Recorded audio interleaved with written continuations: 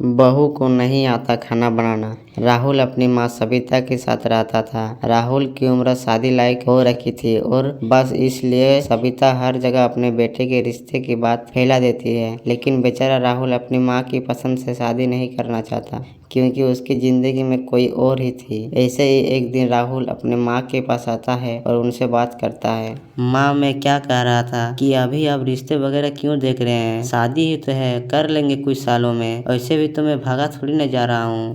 राहुल, तू भागा नहीं जा रहा है, लेकिन तेरी उम्र भाग रही है ना बेटा। शादी समय से हो जाए तो ही अच्छा होता है, नहीं तो एक बार उम्र निकल गई तो शादी होना भी मुश्किल हो जाएगा। नहीं माँ, ऐसी बातें नहीं है। वैसे भी मैं आपसे कुछ कहना चाहता था। हाँ बता, अगर मन में कुछ है तो कहो।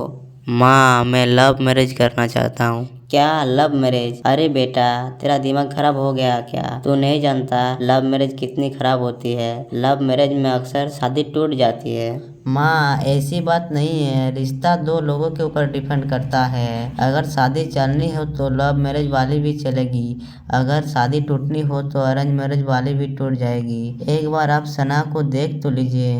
राहुल की बात सुनकर सविता कुछ नहीं बोल पाती। वह वहाँ से चुपचाप चली जाती। समय गुजरता है और गुजरते समय के साथ सविता राहुल से धीरे धीरे बातचीत करना बंद कर देती है। यह देखकर राहुल उदास हो जाता है और एक दिन वह सना से कॉल पर बात कर रहा था। सना, हमें अपना रिश्ता यहीं ख़त्म करना होगा।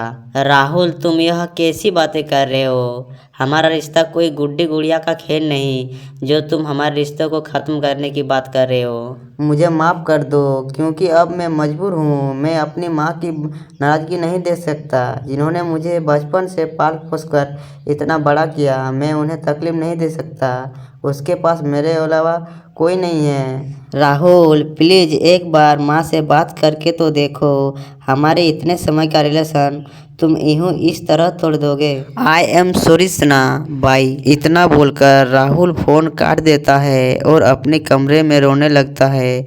लेकिन दूर खड़ी सविता यह देख रही थी।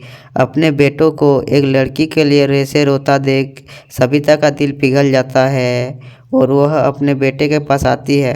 राहुल, तू रो रहा है? किसने बोला मैं रो रहा हूँ? मैं नहीं रो रहा हूँ माँ। बेटा, माँ हूँ तेरी, अपनी माँ से तुम झूठ कैसे बोल सकता? और यह मत समझाना कि मुझे कुछ पता नहीं है। मैं तेरी सारी बात सुन चुकी हूँ। कल तुम सना को घर ले आना। उसने अपनी माँ के मुंह से सना की बात सुनकर राहुल के चेहरे पर एक प्यारी सी मुस्कान आ जाती है और उसके चेहरे पर मुस्कान देखकर उसकी माँ उसके गले पर हाथ रख देती है और मुस्कुराते हुए कहती है, जब मेरा बेटा मेरे लिए अपने प्यार को छोड़ सकता है, अपनी खुशी को छोड़ सकता है, तो मैं अपने बेटे के लिए अपनी जिद को क्यों नहीं छोड़ सकती। थैंक यू माँ, थैंक यू सो मच। अब राहुल बिना देरी किए अगले दिन सना को अपने घर ले आता है अपनी माँ से मिलवाने के लिए। सना का नेचर और उसका प्यार भरा अस्तित्व देखकर सविता को सना बहुत अच्छी लगती है और वह शादी के लिए भी मान जाती है। देखते ही देखते वह बहुत जल्द सना और राहुल की शादी हो जाती है। शादी के बाद सना अपने घर की जिम्मेदारी तो संभाल लेती है, लेकिन अगर वह किसी भी चीज़ में रह जाती है तो वह था खाना बनाना। जी हाँ, सना को खाना बनाना नहीं आता था।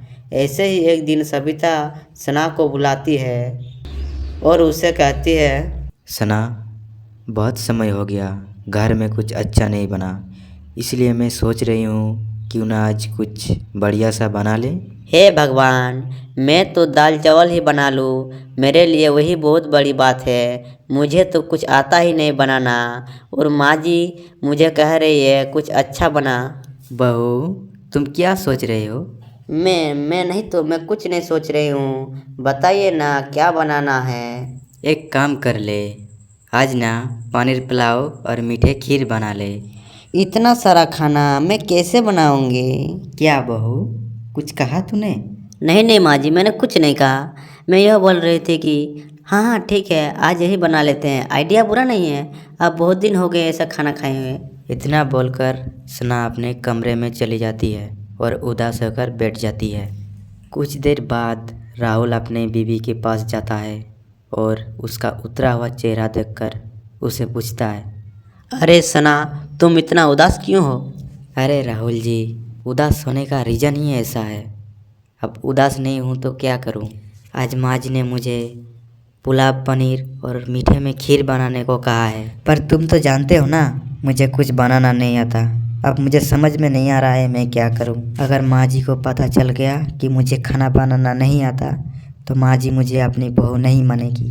कितनी मुश्किल से तो उन्होंने मुझे अपनाया है। अब मैं नहीं चाहती कि वो मुझसे नाराज़ हो। सना की परेशानी देखकर राहुल भी परेशान हो जाता है। उसकी भी कुछ समझ में नहीं आ रहा था कि वो क्या करे। तभी राहुल सना के गालों पर हाथ रखकर कहता है, सना तुम चिंता मत करो, मैं हूँ ना, मैं तुम्हारी मदद करूँगा। मैं तुम्हें खाना बनाना सिखाऊंगा। राहुल की बात सुनकर सना के चेहरे पर मुस्कान आ जाता है। तभी वो दोनों किचन में चले जाते हैं, खाना बनाने लगते हैं। लेकिन रिया बार बार कोई ना कोई गलती कर रही थी। यह देखकर राहुल सना को दूर रहने के लिए कहता है और वो अकेला ही खाना बनाने लगता है। कुछ देर बाद जब सभी खाना खाने आते हैं तो सविता अपनी बहू की तारीफ करने लगती है।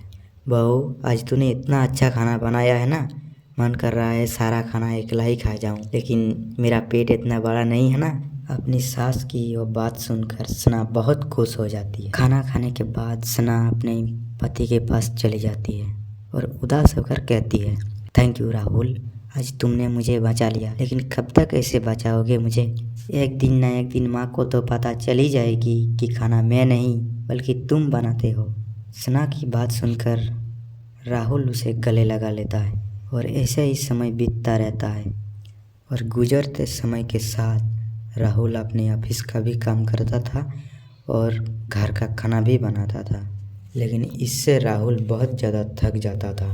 उसकी इतना भी टाइम नहीं रहता था कि वो कुछ देर बैठकर अपनी माँ से बात कर सके। और उसकी माँ इसी का कारण जानने के लिए कि राहुल इतना बिजी कहाँ रहता है, बस यही जानने के लिए सविता अपने बेटों के कमरे में आती है, जहां वह अपने बेटों और बहू को बात करते हुए सुनती है। तो तुम बीमार हो जाओगे, एक काम करो ना, तुम मुझे खाना बनाना सिखा दो, क्योंकि तुम पहले खाना बनाते हो, फिर ऑफिस जाते हो, वापस आकर खाना बनाते हो और माँ के उठने से पहले, तो ताकि पता ना चले कि मैं खाना नहीं बनाती। इन सब करके आप कितना थक जाते हो? हाँ कि मैं थक जाता हूँ, लेकिन तुम्हें खाना बनाना सिखाने के लिए मुझे टाइम की ज़रूरत है, जो मेरे पास नहीं है। जितनी देर में तुम्हें खाना बनाना सिखाऊंगा, इतनी देर में मैं खुद खाना बनाकर ऑफिस चला जाऊंगा। देखो, जिस दिन मेरी छुट्टी रहेगी मैं घर में नहीं रहूँगी, और माँ जिस दिन घर में नहीं रहेगी उस दिन मैं तुम्हें खाना बनाना सिखाऊंगा। अगर यह बात माँ को पता चल गई कि तुम्हें खाना बनाना नहीं आता तो हम दोनों साथ नहीं रह पाएंगे। राहुल की ऐसी बातें सुनकर सविता को बहुत दुख होता है। दुखी होकर राहुल की बात काटते हुए कहती है, राहुल, तुम्हें ऐसा लगता है कि अगर मुझे सच पता चले तो मैं तुम दोनों के रिश्ते को तोड़ दूंगी, मैं बहू को इस घर से निकाल दूंगी। अगर मैं ऐसी ही होती तो मैं कभी तेरे शादी करवाती नहीं। अपनी माँ की बात सुनकर राहुल और सना हैरान हो जाते हैं। माँ, आपने हमारी बात सुन ली? मैंने तुम दोनों की बात सुन ली। शायद मेरी ही गलती है जो मैं तुम्हें समझ नहीं सकी। मैं खुद को इतना सटीक दिखाकर तुम लोगों ने मुझे अपनी माँ के अलावा अपना दोस्त समझ ही नहीं पाया। क्या हुआ अगर बहू को खाना बनाना नहीं आता? मुझे एक बार बोल कर तो देखती, मैं बहू को खाना बनाना सिखा देती। लेकिन तुम लोगों ने मुझे कभी अपनी परेशानी शेयर ही नहीं की। माफ़ कर दीजिए माँ, अब कोई बात नहीं बहू। अब आप जिस जगह में हो, मैं भी इस जगह में 25 साल पहले थी। मतलब यह है कि जैसे तुम्हें खाना बनाना नहीं आता तो राहुल से बनवाती हो, ठीक मैं ऐसे ही स्वर्ग से सुंदर खाना बनवाती थी, क्योंकि मुझे भी खाना बनाना नहीं आता था, लेकिन समय के साथ उन्होंने मुझे सिखाया। सविता की बात सुनकर वह सब हंसने लगते हैं और हमें यह तो पता चल गया था कि सविता भले ही देखने में खड़ूस थी, लेकिन दिल के बहुत अच्छी थी। अब सविता अपने बहू को खाना बनाना सिखा देती है।